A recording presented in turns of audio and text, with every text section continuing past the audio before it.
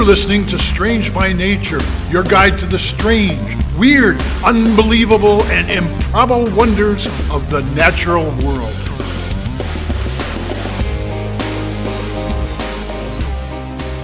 Hello, everyone, and thanks for being here today. I'm Kirk Mona, and joining me are Rachel Gimza and Victoria Thompson. We're all naturalists who together have scoured the world for weird and wonderful wonders, just to please your mammalian brain's desire for novelty. Isn't that nice? Let's do this. Hey everyone, welcome back to the show. We are so excited to have you here this week. Now, this week, I am all ears, and I don't just mean listening. I mean, I'm talking about ears. Oh, ears. Specifically, ear shapes. Oh, yeah, okay. Yeah. There are lots of them, I guess. Huh. Yeah, we probably don't give it a lot of thought. I certainly hadn't before you started. Right, yeah, exactly. But like ears come in a spectacular variety of shapes and sizes. And I assure you, all of them are weird. Like we get used to seeing them on animals, right. And they're on us, and it becomes normalized. But just for a second, I want you to picture an owl with human ears. Oh, no. Looks pretty weird, right? Well, Yeah, I mean, no, human ears no. are pretty strange looking, just you think about it even for a moment. Yes, that's exactly my point. Like, those ears would look weird on an owl, but they look equally weird on us. We're just used to it. Well, it would be weird, too, because the owl's ears are not, like, directly across from each other, so they would be, like, offset and everything, too. Oh, no. Well, there's that whole thing, too, yeah. Yeah. Well, that's a whole other layer. It would be disturbing. My point, though, is that they look just as weird on us. We're just completely used to it. You're like, oh, it's an ear. That's what they look like. Yeah. It's like, yeah, but they're weird. They're really, really weird. And so ears come in all shapes and sizes, each serving a vital purpose for the animals that possess them. And the primary function of ears is, of course, to detect sound. But their shapes can also play a role in communication, thermoregulation, and even predator avoidance. So I'm going to break down and explore this week the reasons behind these strange ear shapes just a little bit. Okay. All right. So first up, we have pointy ears, like those on dogs and cats. And pointy ears are commonly found in mammals, particularly those that rely heavily on acute hearing for survival. And one of the key advantages of pointy ears is their ability to focus and direct sound waves into the ear canal. Like that shape is really good for that. Right. And there's often like mobility of like moving the ear around a little bit, so to help with that too. Oh yeah. And I'm not even like totally going into that. I was thinking about shape, but yeah, the fact that they can like turn them backwards with some behind them or forwards and up and down, like the mobility of those pointy ears also definitely plays a role. I certainly can't move my how ears. well they can hear faint sounds. No, some humans can still wiggle their ears a little bit. Wiggle my ears. You can wiggle your ears? Yeah. It's a weird human trick. But like being able to move your ears or being able to have those pointy ears that can hear faint sounds can be crucial for hunting or avoiding predators. So it can be useful for both of those things. Now, domestic cats, I know a lot of us have cats at home, they're known for their sharp hearing, and their pointy ears play a significant role in their ability to hunt.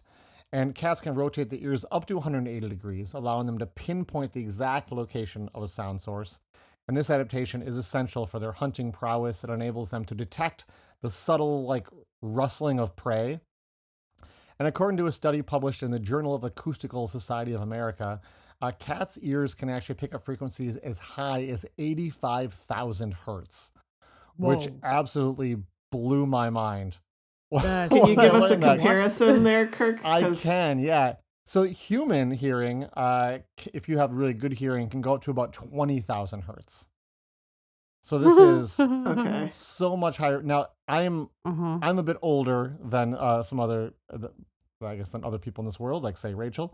Like I've gotten to the age where I'm starting to lose some of that really high pitched stuff. Like my kid will do a little hearing thing where you play. Go ahead. I can't hear like the mosquito sound. If you go on YouTube and play this, it's like a high pitched sort of around 20,000 hertz ringing. And if you play this on like a room full of school children, they're all like, "Oh my God, what is that awful sound?" And most adults are like, "Say what?" Like I Right. can't Can unhear you anything. still They've hear actually used Ruby this. Crown Kinglet still? I can, yeah, I Okay. can. There's certain frequencies that, like personally, I've been to the audiologist and had my hearing checked. For some reason, around 9,000 hertz is where a lot of those high frequency bird calls are, and I've actually lost a little bit of hearing in that range in one of my ears. Probably too many loud concerts and stuff in my wild youth. But protect your hearing, you guys. It's Please really do. important. Yeah. You can't get it back. But they've actually been using that that really high pitch sound for like deterrence to keep like pesky youth from loitering in places. Like they'll Oh, play that yeah, noise yeah. Oh yeah. and like it's really annoying. So kids will be like, "Oh God, I don't want to hang out here," but it doesn't bother any of the adults, which is an interesting use of acoustics. Because we Yeah. can't hear those super high sounds. But imagine cats must, if they can hear to 85,000 hertz, it's like I can't even Victoria started comparing that to something. Oof. I can't really come up with an example of what something at that frequency sounds like because We don't know. we can't hear anything We at that can hear frequency. it. So how could I reference that, right? Like, Yeah. it's crazy high though. Another cool example is we look at foxes, such as the red fox like we have around here. Mm-hmm. They boast pointy ears that aid in their acute sense of hearing as well. And foxes are omnivorous, and they often hunt small mammals. They'll hunt birds. They'll even hunt insects. And those pointy ears help them detect the sounds of prey moving through grass or even under snow. Maybe you've seen videos of like foxes jumping up in the air and diving through the snow and yeah. catching something. Totally. Those pointy ears help them like locate those sounds. Yeah. And there was, again, some research published in the Journal of Comparative Psychology A that indicates that foxes can hear low frequency sounds as well as those high frequency sounds. So that's really helping them locate prey that would be underground, which are making some of those lower frequency sounds. So hearing both high frequency and low frequency can make a big difference in terms of what you might be hunting and what might be useful to you. Makes sense. So, okay, that makes sense for some pointy ears. And I don't have time to go through every pointy ear in the world and whatnot. But what about rounded ears? Because we have rounded ears. And so And while do pointy elephants. ears excel, exactly, I'm going to talk about them. So pointy ears excel at sound location, and rounded ears have their own sets of advantages. They are not as good at locating sounds, but they can be really good in thermal regulation and also in protection. Rounded ears are often seen in animals that inhabit environments with extreme temperatures or those that require additional protection from physical damage. So at first blush, it seems like I'm not probably talking about humans here, but we definitely are going to talk about elephants, like you mentioned, Rachel. Right. African elephants are famous for their large rounded ears. These serve as a dual purpose. They can help regulate body temperature and enhance hearing. Elephants also live in hot climates, and their ears are equipped with an extensive network of blood vessels. Yeah. And by flapping their ears, elephants increase blood flow to the skin surface, which is going to allow heat to dissipate, which is pretty cool. No pun intended. Yeah. Haha. Or maybe is intended a little bit. I It don't know. was absolutely intended. Don't front with us. Yeah. Another animal with rounded ears that came to mind as I was thinking about this was bears. So think yeah. about Oh, the yeah. American black bear. Oh, yeah. They have rounded ears that offer protection and enhance their sense of hearing. And if you think about it, I keep talking about offer protection. It's protection to their ears. So rounded ears are less likely to sustain damage during physical altercations, which is important for animals that engage in fights. Right. And bears also navigate through dense vegetation, and having more rounded ears apparently makes them less likely to be damaged by that vegetation. Less likely Which to kinda get interesting. caught. Exactly, yeah. And they're usually a little closer to the head, rounded ears are too. And so ears still have to work though. And bears rely on their hearing to detect potential threats and even locate mates.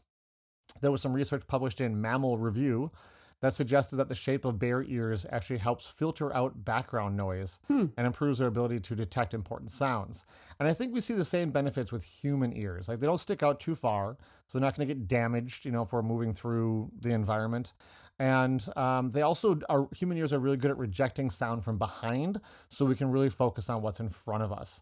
Right. Incidentally, I will also point out that they're really great for holding glasses on your head. They absolutely are. I love it. Very in fact. important.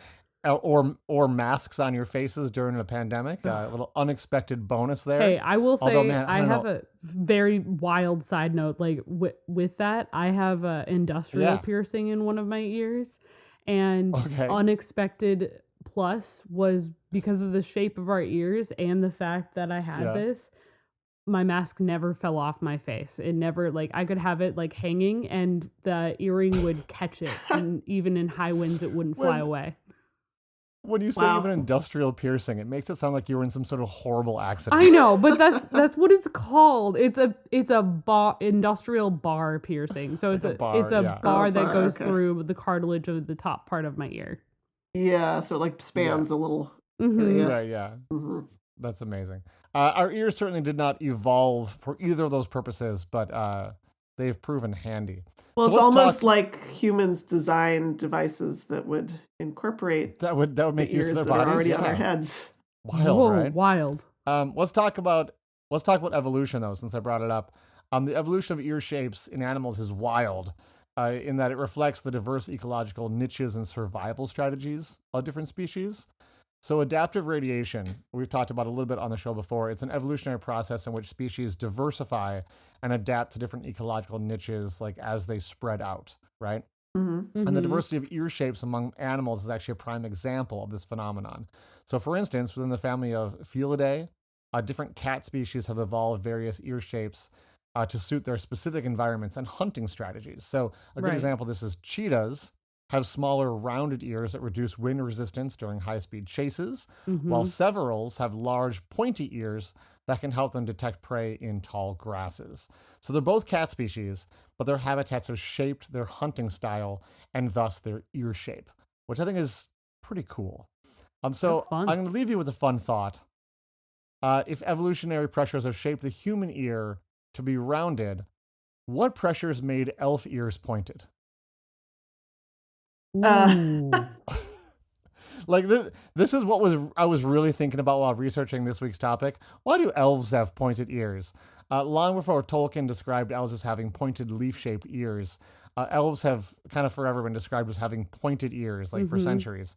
And does this mean like elves hunt mice, or does it mean they live in grasslands?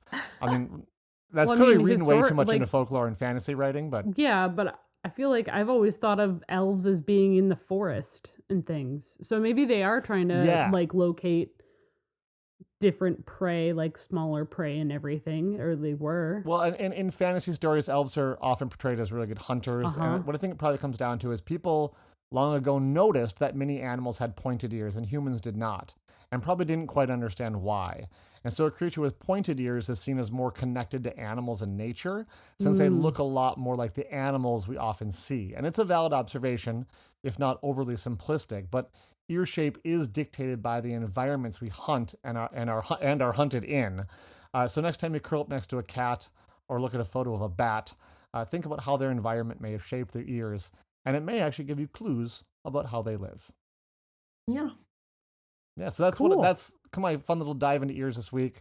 Some of my sources were the Journal of Acoustical Society of America, Journal of Comparative Psychology or Physiology A, Animal Behavior, Mammal Review, and Trends in Ecology and Evolution. There's a lot about ears out there. Well, people have studied ears a lot. Hopefully, those were all very sound sources of information. Oh. Yeah. I'm happy to hear you're concerned about that. All right. I think it's well time we take a little break here. And when we come back, it'll be Rachel's turn, right? Yeah. Yep. Awesome. See you soon.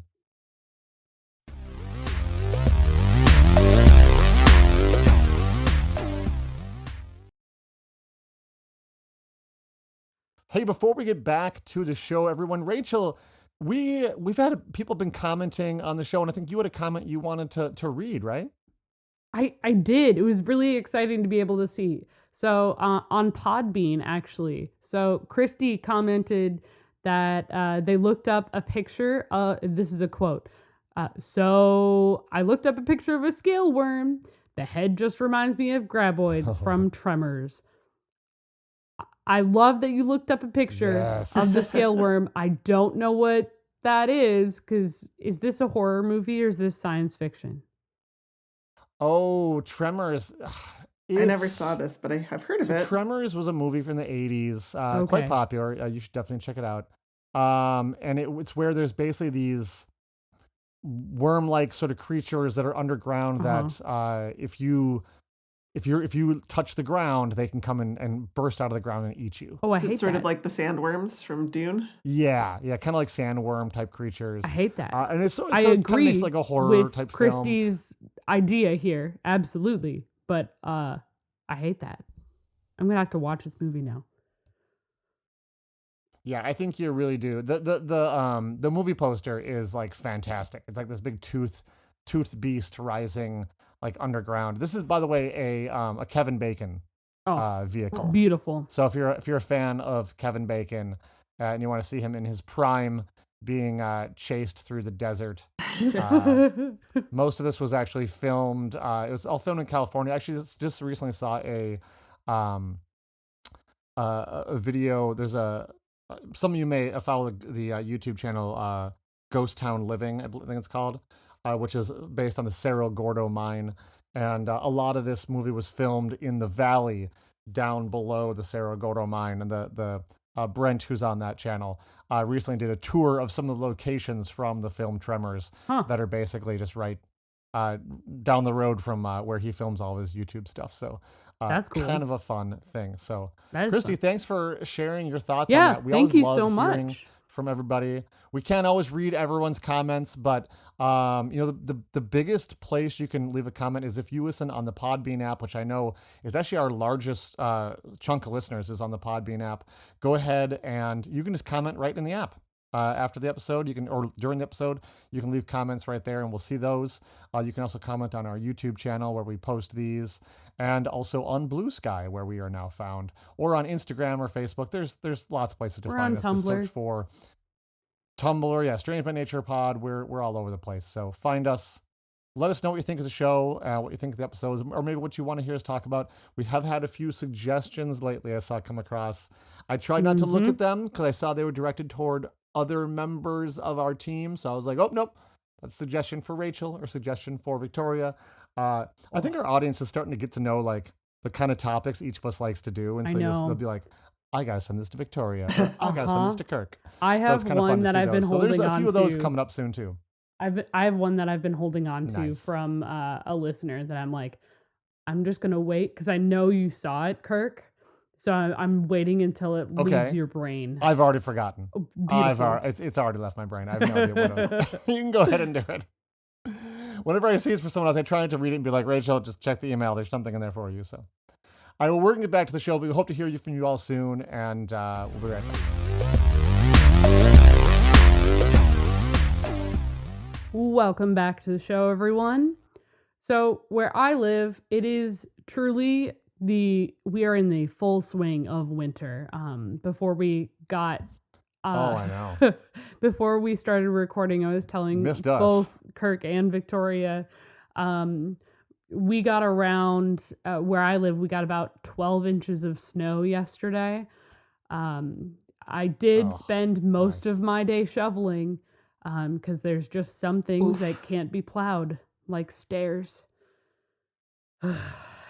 Now, you say stairs, and I think people assume like, oh yeah, she's got some stairs, front steps or something. How would that take you most of the day, Rachel? They're wondering. Well, there was a couple of, there was a telescope deck that I had to shovel as well, but no. So where I live and where I work is actually, well, I don't live where I work, but at my workplace, we're on top of a like ridge line, on top of a bluff of sorts. And we have like an ancient mountain range. Yeah, so we have stairs going down the ridge, and I keep getting it. I get a different number from kids every single time, but it's at least 240 stairs. So I had to shovel those. And you have to shovel them off so the kids don't slip and fall and die. Yes. So that's what I spent a lot of my day. That took at least an hour. Really special. Well, I guess on the plus side, you don't need to go to the gym. Yep, no, you got that going for you. Yeah, I'm good because there's no gyms up here either. Probably not. Since we're in the winter season, I know this is really common in a lot of nature centers and environmental education. Your curriculum shifts to fit the season that you are in. And one of the things that absolutely. Yeah. because we're using nature, why would you do like trying to catch pollinators and such in the middle of winter or talking about them in the middle of winter? It's not really the same thing. It doesn't have the same impact. So one of the things that we do as part of our curriculum at my environmental education center is we do something called frozen lake study. So a lot of nature centers will still do will do pond dipping or some sort of lake study where you're studying the lake during the spring and summer months and even into the fall. We also do it during the winter. And it's also where we introduce ice fishing to kids.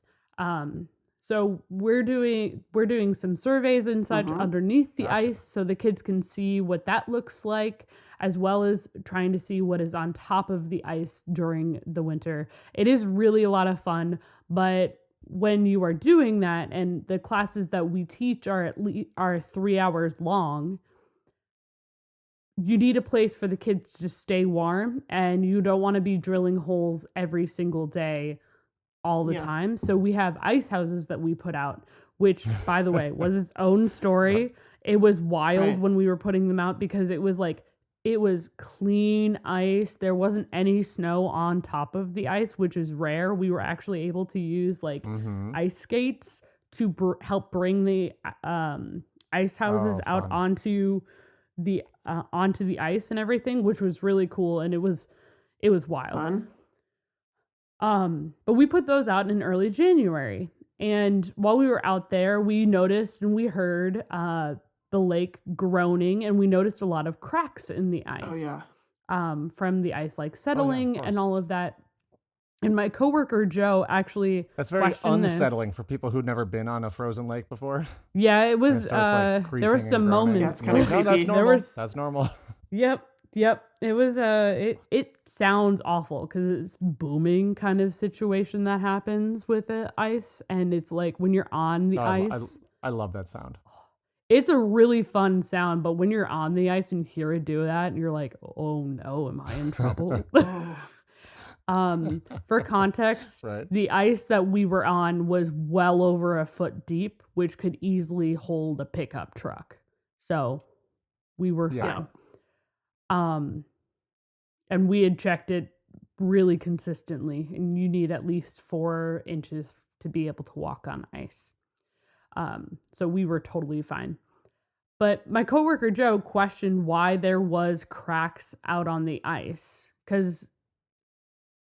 and it inspired this topic this week because he started telling me about it, and I was like, whoa. And then I looked into it and I went, whoa. So I'm going to ask you both. Why does ice on a lake crack? Well, I don't know. I have an assumption, but I can assume. What are your assumptions? I would assume that there's as the temperature changes, maybe the ice is, well, let me see. I was going to either say it's like the movement of the water underneath the ice causing some kind of shift, or like temperature changes causing expansion and contraction, or maybe some combination. Yeah, I was thinking about how when water freezes, it expands.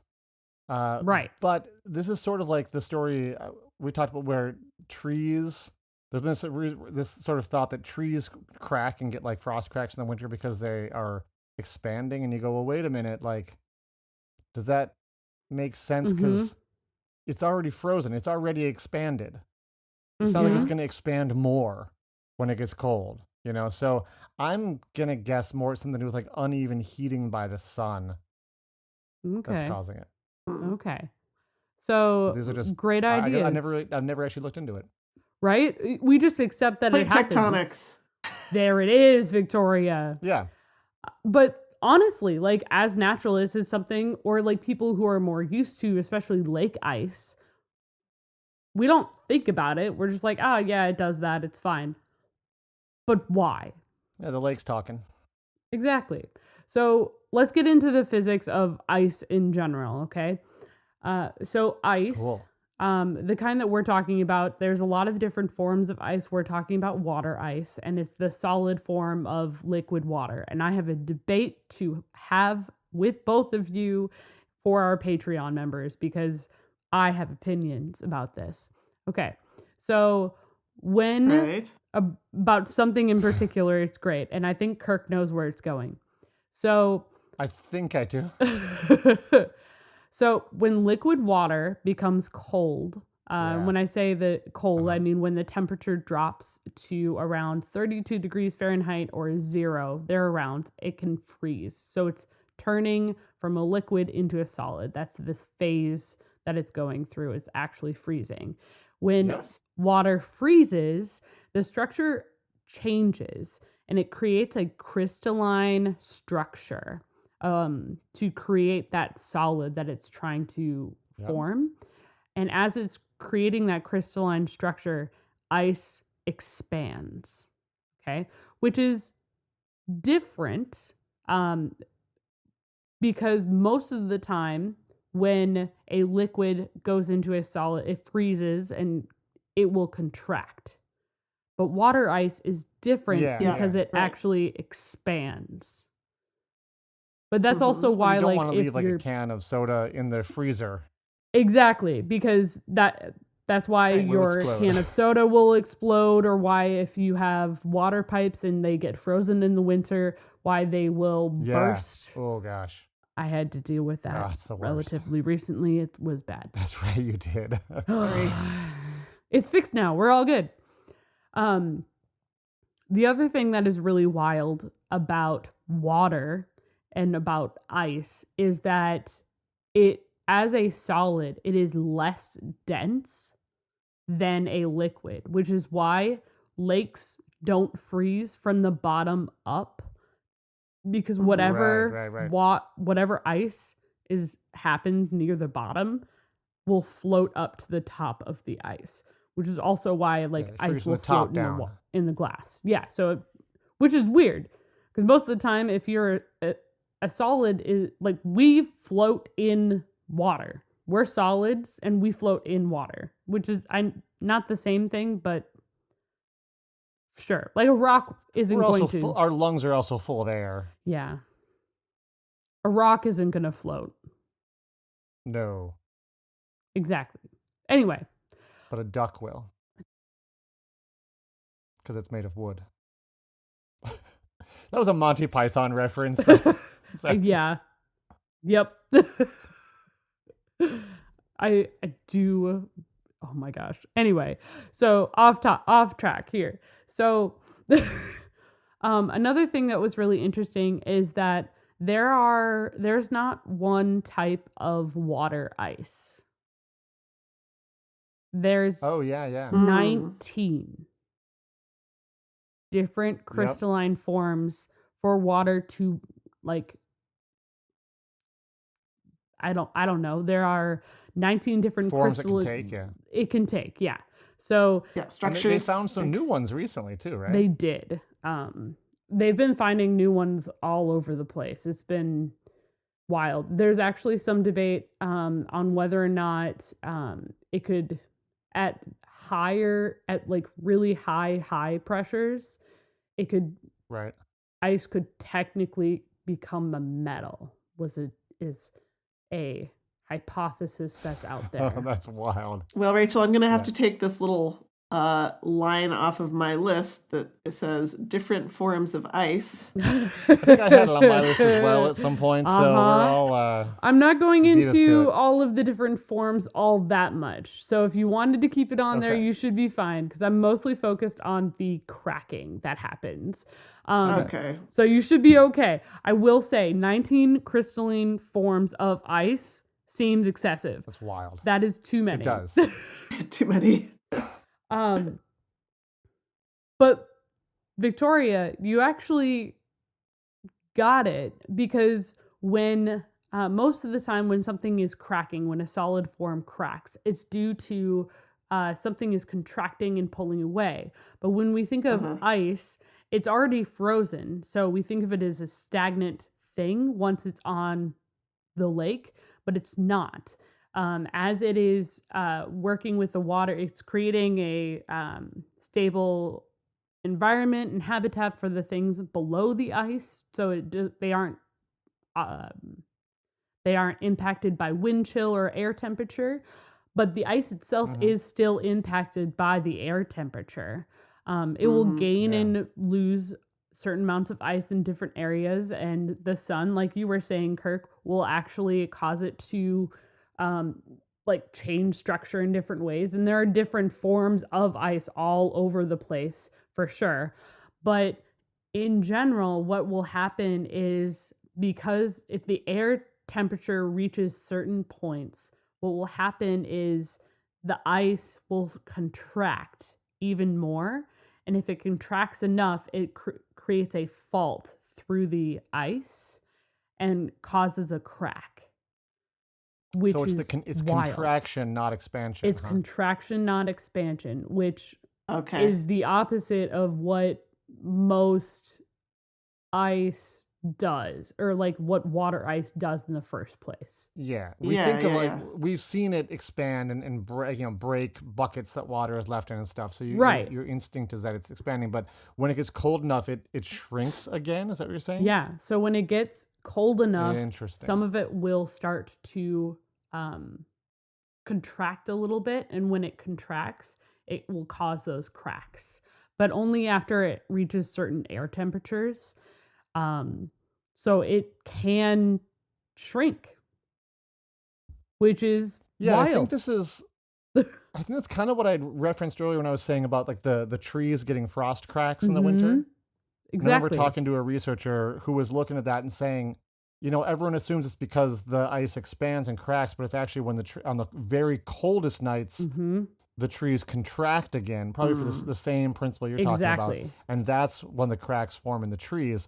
But it's interesting, that's also when the cracks form on the ice. Yeah. I know we mentioned before when we talked about the episode with the sound of the drum, like the fish, the fish drum, hearing how the sound waves travel through the ground. And I think I referenced at the time how my bedroom is below ground and I can hear all kinds of like deep sounds. Right. And one of those is, I live next to one of the larger lakes in Minnesota of our 10,000. And on some of the really, really cold nights, it's like cannons going off. You just hear these deep, like fireworks outside. Yeah. Wow. They're not nonstop like that, but all of a sudden there'll just be this concussive, like boom, that just shakes the house. And it's because some of these cracks that are hundreds of feet long will crack on the big lake. And it's impressive. But like you said, it's on those really, really cold nights that happens a lot. Yeah. So you got into my next point. Yeah. Was that is what's causing the lake booms and all of those different sounds that are mysterious with lakes and ice in the winter, especially. It's because the ice is contracting. It's vibrating through the ice itself as it's deforming and everything. Because ice actually expands, like fresh water expands by 9%. So it needs space. And a lot of times, reason why it will also contract as well is because ice, when a lake is fully frozen over, like the lake we were working on was, what happens is it actually becomes like not beholden. It's like it sticks to the land and it's not able to like depart from the land at all. It's like frozen into the land itself. It's locked into the land. In. So because of that, there's no way for it. There's nowhere for it to go. They call it fast ice, is when it's fastened to the shore. When it is done, it's in that way informed against the shore, and the whole lake is frozen. Like, if it contracts, there's nowhere for it to go. If it expands, there's nowhere for it to go. So that's how you get those ridges and everything too. There's a lot of weird things that go on with ice, and I could absolutely go on and on and on, and definitely over time. So we're going to, that's all I got for you all this week is, why does ice crack? It's pretty fascinating, and it sounds like we all are wondering and curious about ice, which is great. My sources this week was the Sea Grant, Minnesota. The University of Minnesota Duluth has a lot of information about lake and river ice, as well as just why the sounds happen as well. Science Direct also had some really good information. A lot of the basic physics information I got about ice was from Wikipedia, and then the Minnesota DNR. Great. Yeah. Thanks. So we're going to take a quick break, and when we return, it'll be Victoria. Hey, we're back. Rachel, when you launched into your topic, I was I was like half worried for half a second that you might be going the same direction as me. It wound up going a very different direction, but yet there are some interesting parallels. Because I also was going to start out talking sort of meditatively about the deep winter we're in here in Minnesota. And, yeah. Well, you kind of touched on this tangentially, but if you want to live happily in a climate like this, you really need to embrace the weather rather than hiding from it. Absolutely. So obviously that means finding some kind of outdoor winter activity that you like and making sure that you have appropriate clothing, which is really important. I would like to say I did not, for my shoveling activities, my socks were soaked. Okay. That's rough. Awful. Hopefully they were wool socks. They were, so we were fine. Good. Anyway, to this end, I've been teaching my kids to ice skate this winter. Minneapolis has numerous outdoor rinks in local parks, which they basically make by flooding a sports field, which is awesome. There's one just a couple blocks from us. And so I've taken them out skating a few times so far, and it's been going pretty well, in spite of all, the falling down that they're doing. Right. And one of the inducements... Kids bounce, it's okay. Yeah, they do. They're 6. One of the inducements to get the kids outside to do this is the promise of hot cocoa after we get home. That's a great inducement. Yeah. Absolutely. Very effective. I'm also going to give Victoria 5 bonus points for calling it hot cocoa and not hot chocolate. Yeah. Well, I make it with cocoa powder, so... Yeah, I'm a hot cocoa fan, not a hot chocolate fan. That's a whole other deep debate we can go down. And it was while I was making cocoa after one of these outings that I got the idea for today's topic.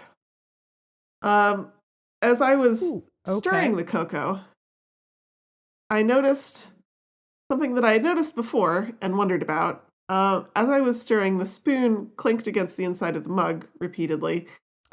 Yes. And as I continued to stir, the pitch of each clink got audibly lower and lower and lower. And if you've stirred cocoa before or stirred sugar into hot tea or coffee, you've probably noticed this too. Absolutely. It seems so strange to me. And when I first noticed this phenomenon, I thought maybe it had to do with like the expansion of the mug as it heats up or something like that. Oh, that's a good thought, yeah. But then as I thought about it more, it seems like the mug would already be hot at that point. Mm-hmm. Aren't you changing the composition of the liquid when you add like sugar or anything to it? Well, I mean, so you're thinking like the density of the liquid because you're making it into a sugar solution? Yeah. Oh, sure. Yeah, good thought. You're getting closer, actually. It's not that, though. Something else is going on. And, as many years as I had noticed this phenomenon, I had never bothered to look up why it is. But I got to Googling. There were not, with the search terms I entered, there were not a lot of solid sources coming up. Lots of internet forums with people asking this question and getting some dubiously reliable answers. Sure. But I did find an article from BBC Science Focus, and with a little digging, I then found the scientific paper on which all of this is based from 1982 called, I'm sorry, Kirk, The Hot Chocolate Effect. How dare they? Indeed. So Dr. Frank Crawford, who was a physics professor at UC Berkeley, had this phenomenon pointed out to him by a friend as they drank hot chocolate or cocoa together, and he decided to investigate. And he did a lot of work with hot water in different containers and so forth. But the upshot is that the effect is caused by the release of tiny bubbles in a liquid. What? In this case, because the What? air trapped by the cocoa powder releases the bubbles as you stir, but you can see the same effect with sugar. Yep. Whoa, that's not what I Yeah, would have it's suspected. it's totally counterintuitive. But so as the powder is first stirred into the liquid, the bubbles are released, and air is more compressible than water. And very much so, as yeah. sound travels through the air and the liquid, it's differentially compressing them. The Okay. sound waves are. So it affects how quickly the sound can travel through the liquid in the mug. Wild. Yeah. And at first, as the bubbles Huh. are released into the water, the pitch will drop as you tap your spoon on the mug. But if you keep tapping, the pitch will gradually rise again as the bubbles Mhm. rise to the surface and pop. And Gotcha. Huh. That makes okay. Yeah. yeah, and you actually don't even need to add a powder or other substance like this to observe this. If you just turn on the hot water tap in your kitchen, the hot water has Mhm. more bubbles in it than the cold water for reasons I don't Mhm. fully understand. But if you get a mug and you fill it up with this hot water and immediately start tapping it with a spoon, you'll notice the pitch lower and then rise as those tiny little bubbles that are trapped in the water disperse. Huh. And I tested this Interesting. with my kitchen and it did in fact work. I've actually noticed a similar phenomenon at my house where my wife will turn the shower on to like preheat it before she gets in, Mm-hmm. and I'll say, why haven't you gotten in? Like it's hot. She's like, oh, I'm still waiting. It's not hot yet. And I'm like, well, of course it is. It sounds different. Oh wait, Kirk. Oh wait. You getting there? I'm Okay. getting there. Okay. Yeah. Because I've totally noticed that. Great in my house. segue. Excellent Wonderful. segue. So this got me thinking about this whole hot cocoa effect got me thinking about another article I saw a few months ago in the New York Times about new research that shows what Kirk and maybe you, dear listener, may already unconsciously know, which is that people can hear the difference between when cold water is poured into a vessel versus hot water. Yeah. Oh, I saw this guess when I I was at never a think museum about in it. London. They had an experiment in this. What museum was I? I was at the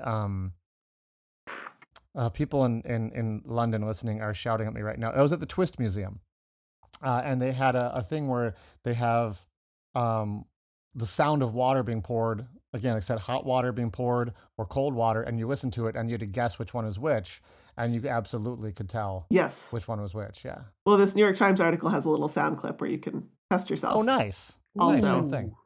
Yeah, and so in that article, they describe the sound of cold water as brighter and splashier, and the sound of hot water as duller and frothier, which I think is pretty accurate. Yeah. Okay, sure. And the answer to why this is was discovered by Dr. Xiaotian Bi, who has a PhD in chemical engineering from Tsinghua University in China. And this also has to do with bubbles. What? So, yeah. Dr. B knew that previous research had showed that larger bubbles in liquids lead to lower frequency sounds. Okay. And so that corresponded with what he was hearing with the pouring of hot water, and probably what you noticed, Kirk, with the shower Yeah, it's like sound. definitely that the sound of the water coming out of the shower head, and even the sound of the water flowing through the pipes and the walls. Mm-hmm. I can detect a difference, and it's down to the frequency of the sound. And when the frequency changes, I'm like, oh, there's now hot water in the pipe, as in the water was cold before. And so I can absolutely tell when the shower's ready just by the frequency. Of You the know, sound. I've never noticed that with shower. I'll have to pay attention. I'm gonna have to from listen. now Yeah, on and check see it if I out. can hear the difference. I feel Definitely like check it out. I've It probably definitely- heard it, but I haven't like paid attention. Yeah, you might next time you take a shower, just listen and be like, gosh, yeah, I've totally heard that before. And you just listen to the shower, and it's sort of like, it's like, and like the frequency kind of shifts. And you're like, oh, it's hot now. Ha. Huh. Anyway, Dr. B experimented with pouring water of different temperatures in a controlled manner from a spigot into the same type of container. and he used water at 10 degrees and 90 degrees Celsius, and took pictures with high-resolution video and photos to determine the size of the bubbles that were formed. Wow, okay. Yeah. So when hot water was poured, the bubbles were consistently about 5 to 10 millimeters in diameter. And when the cold water was poured, the bubbles were about 1 to 2 millimeters in diameter. That is much bigger bubbles than I was expecting. Uh-huh. Also, what a variation between the two. Yeah, right? Yeah. Now, this paper has not yet been published or peer-reviewed, so, grain of salt, but it does seem to make a lot of sense. Grain of salt till it's replicated. Yeah, so that was probably more information about the acoustic properties of bubbles and different temperatures of liquids than you ever thought you would hear. No, it's fascinating. I love it. That's wild. But that is what I have for you this week. My sources were the original May 1982 paper in the American Journal of Physics called The Hot Chocolate Effect by Frank Crawford, that BBC Science Focus article by Robert Matthews, New York Times article by Sam Keane from May of 2024, and an article, the Dr. B's article, which is not yet published, is called Why Do Hot and Cold Water Sound Different When Poured? Nice. Sam Keane is a great author. Yes. Oh, yeah. All right, so that's our show for this week. Yeah, you're welcome. Thank you. Thanks, everyone, for listening. Awesome. Looking forward to a great week. Yeah, we'll see everyone next time. All right. Bye-bye. Bye. Bye. Thanks, everyone, for listening to today's show. Be sure to subscribe. New episodes drop every Wednesday, and we love sharing this strange world with all our listeners. If you would be so kind as to leave us a 5-star rating and review wherever you get your podcasts, that would be great. It lets other lovers of the strange discover the show. You can reach us by searching for Strange by Nature Podcast on Instagram, Facebook, and Blue Sky. You can send us an email as well. Our address is contact@strangebynaturepodcast.com. If you want more information about the show, you can check out our website, strangebynaturepodcast.com, and you can support the show and get ad-free episodes at patreon.com/strangebynature. Until next week, get outside, stay curious, and embrace the strange.